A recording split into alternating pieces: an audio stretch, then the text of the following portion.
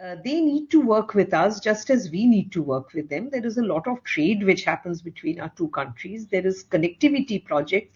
Look at how much we achieved over the last few decades in terms of, sea connectivity, maritime connectivity, river connectivity, road connectivity, train connectivity.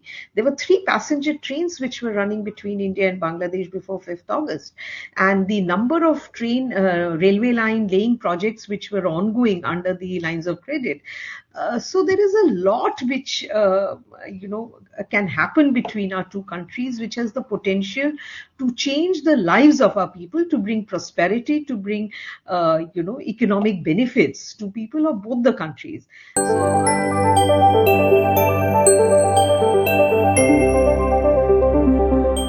Greetings, listeners, and welcome to our 4th episode of our podcast series, Reimagining the Bay of Bengal, presented by Asian Confluence, and I'm your host, Neeraj. Today, we are exploring the potential for collaborative vision in this dynamic region, focusing on the pivotal relationship between two littoral states. Asian Confluence has established the Center of Bay of Bengal Studies in Shillong to promote research, dialogue, and collaboration on the region's shared future. So in this particular episode, we are dwelling into, can India and Bangladesh converge on an inclusive and collective vision for the Bay of Bengal? As always, we'll unpack this through 5 thought-provoking questions designed to spark clarity and inspire conversation. And today, we are very lucky that we are joined today by Ambassador Riva Ganguly Das. She is a member, governing council at Asian Confluence and a retired Indian diplomat. She has served as a Secretary East in the Ministry of External Affairs until her retirement in December 2021. Prior to her, she was a High Commissioner to India, to Bangladesh, and Director General of ICCR, and she has joined the Foreign Services in 1986. She holds a postdoctorate degree in political science from Delhi University and was a lecturer before entering into diplomacy. Her distinguished career includes posting in Spain, Dhaka, United Nations, and The Hague as a deputy director mission and alternative permanent representative to the OPCW. She can also speak Bengali, Hindi, English, and Spanish. Ambassador Das, it's an honor to have you with us. Thank you so much. It's a pleasure to join you all. Thank you, ma'am. So let's jump right in, and just to begin our conversation, I would want to ask you from a very basic foundation of India-Bangladesh bilateral foundation. So, ma'am, how do you assess the current state of India-Bangladesh relation, and to what extent could the upcoming elections in Bangladesh influence these relations? Over to you, ma'am. See, presently, we are in our bilateral relations. I think we are going through a very, very difficult period, which is sort of marked by lack of trust. There have been some engagement by both sides. Our foreign secretary has visited Bangladesh for foreign office consultations. Prime Minister and Dr. Yunus have met on the margins of BIMSTEC summit. Some technical level meetings are continuing between the two sides. The BSF, BGB have been having their regular meetings, and several other, because it's such a full relationship. There are more than 50 plus bilateral mechanisms between our two countries. So technical level meetings are being held, but certainly, I can say that this is not, from golden period, as we used to call, of our relationship when Sheikh Hasina was in power. This has been a difficult period marked by lack of trust and, a lot of rhetoric, which has really deteriorated, in a sense, the relationship. So, ma'am, that's a very balanced view, I would say, and it clears that how strong ties are essential for our regional progress. And following up on that, ma'am, I want to focus on BIMSTEC now because it has a very key role, and it's a key forum for a regional engagement also in the Bay of Bengal region. So my second question is that how do you see the role of BIMSTEC in advancing India-Bangladesh cooperation, specifically in the Bay of Bengal over these years? See, BIMSTEC, by definition, in its name, you have the Bay of Bengal. So, and if you look at the membership of BIMSTEC with, Sri Lanka is there, Nepal, Bhutan, Thailand, Myanmar. So together they make the clearly the focus is on Bay of Bengal, on cooperation, on collaboration, on trade, connectivity. BIMSTEC also has a very large focus on security issues where, terrorism, counter-terrorism, maritime security issues such as these are dealt with. BIMSTEC also has in its agenda sustainable development, where climate, energy, education, and stuff like that are handled. So BIMSTEC, Bay of Bengal, is a region where two of India's important foreign policy initiatives, the Act East policy and Neighbourhood First, overlap. And as as the larger power in the region, naturally, there is a lot of responsibility on India how it shapes the agenda of BIMSTEC. There is a lot of responsibility of Bangladesh as well, because Bangladesh has just taken over the chairmanship of BIMSTEC. It is leading the BIMSTEC right now. And, over a period of time, BIMSTEC, because now that the charter is approved, there is the headquarters is in Dhaka, and BIMSTEC also has, the rules and regulations are in place. So BIMSTEC till now had a problem in terms of, not having a legal standing. So it now has a legal standing. It can take a lot of initiatives, and I'm quite hopeful that there are many areas where we have overlapping concerns, overlapping interest, and where mutual cooperation between all BIMSTEC countries, and especially India and Bangladesh, because we share a very ecologically sensitive region, the Sundarbans, for instance. We can really work together. So, but the big question is political will. As of now, right now, Bangladesh is in a transition phase. It's going towards election, and we'll have to just wait and watch, what sort of government is formed after elections. And this is a very crucial stage, I think, now from now to 12th February, when elections are held in Bangladesh, to really see what emerges from this, a few months of turmoil that has happened in Bangladesh, because frankly, the interim government was not able to really give shape to the mandate that was given to it. I mean, basically, it has come up with new mandates for itself, and the whole election process has been delayed, because of which law and order has become more problematic. So let's see how things shape up in future. So that's really insightful, ma'am. And the BIMSTEC's evolution also really underscores that how much it has a great potential, and that time will have to tell that how the situation unfolds in the Bangladesh also. So, ma'am, the Bay of Bengal, as we know, it's very highly vulnerable to climate change and cyclones also, and it has affected millions of people. So, given this, is there is any kind of a scope for between these two countries, India and Bangladesh, to join and lead a bay-wide framework for climate resilience or disaster management, either through existing platform or new institution? Do you think there is a need, or how these countries can work together? See, as I mentioned that, India and Bangladesh share some very climate sensitive ecosystem. As you know that, when cyclones hit the region, famously Sundarban is really the protector of the region, and the mangrove forests that we share is an area where we can definitely work with each other. We know that there are some bilateral, regional, sub-regional mechanisms which are available for India and Bangladesh to work together. There are MOUs that have been signed between India and Bangladesh on Sundarbans. There is a civil society initiative as well. Then, in a sense, the Joint River Commission, JRC, also can contribute to better river health and cooperation in the Bay of Bengal region. So I should also mention about the fisheries initiative. There is a fisheries initiative where India and Bangladesh work together. So BIMSTEC has come up with many maritime initiatives. So there is a lot of scope for both the countries to work together, both under the regional, sub-regional, and bilateral framework.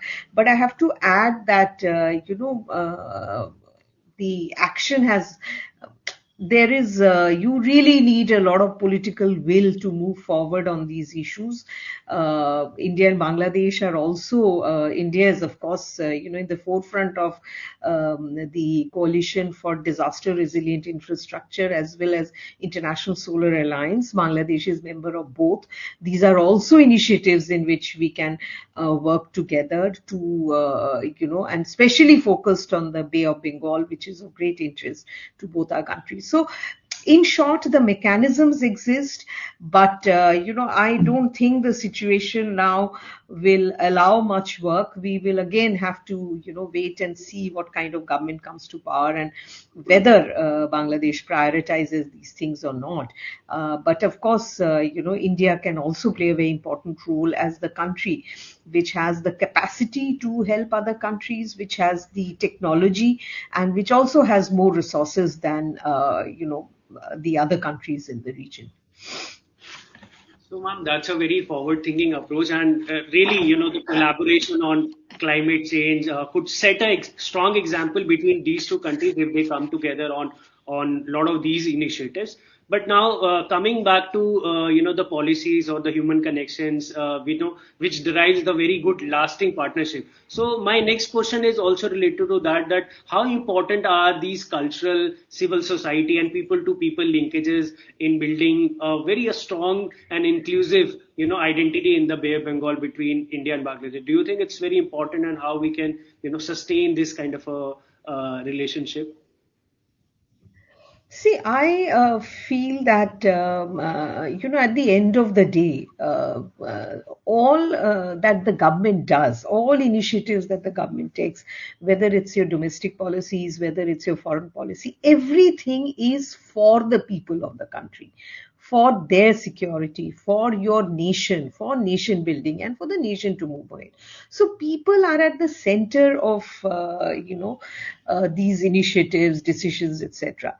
In the case of India and Bangladesh, we have shared history, we have shared civilization, we have shared language, shared culture. We love the same sort of films, music. Our poets are the same. Our literature is shared. So there is a lot that is shared, but this also needs nurturing.